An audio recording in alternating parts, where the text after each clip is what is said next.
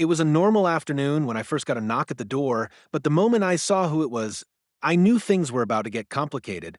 A man and a woman, both wearing what appeared to be official uniforms, stood on my porch. The man wore a vest marked HOA, and the woman had a sheriff's badge.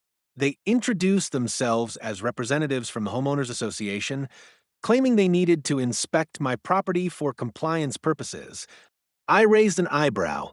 Compliance? With what? I wasn't aware of any violations, but they insisted they had the right to inspect my home, including access to my gun safe. My heart skipped a beat. I was no stranger to the HOA, overreaching, but this felt different. This felt illegal. As they demanded my gun safe code, I stood firm.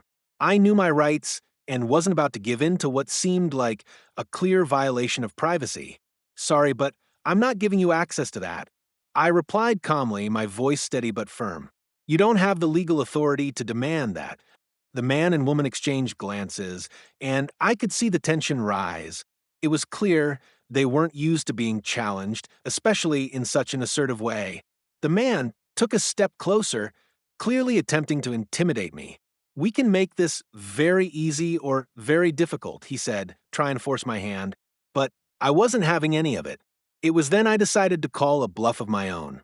I knew the HOA had no legal right to enter my home or demand the combination to my safe, but I also knew I needed backup.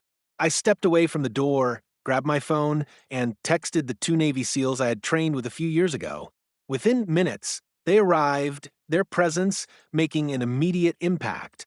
The moment the door swung open to reveal my two friends in full tactical gear, everything changed. The so-called HOA officers froze.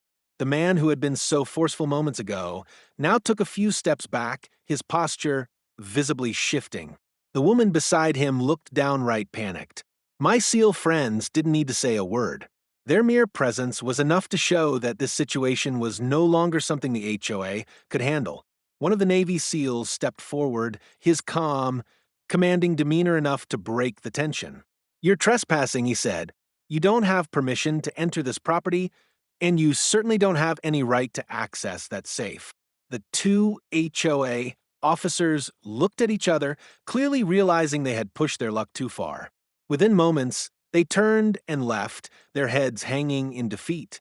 As I closed the door behind them, I let out a sigh of relief. Not only had I protected my rights, but the HOA had just learned a valuable lesson. Don't mess with someone who knows how to stand their ground, especially when they have a team of Navy SEALs on their side.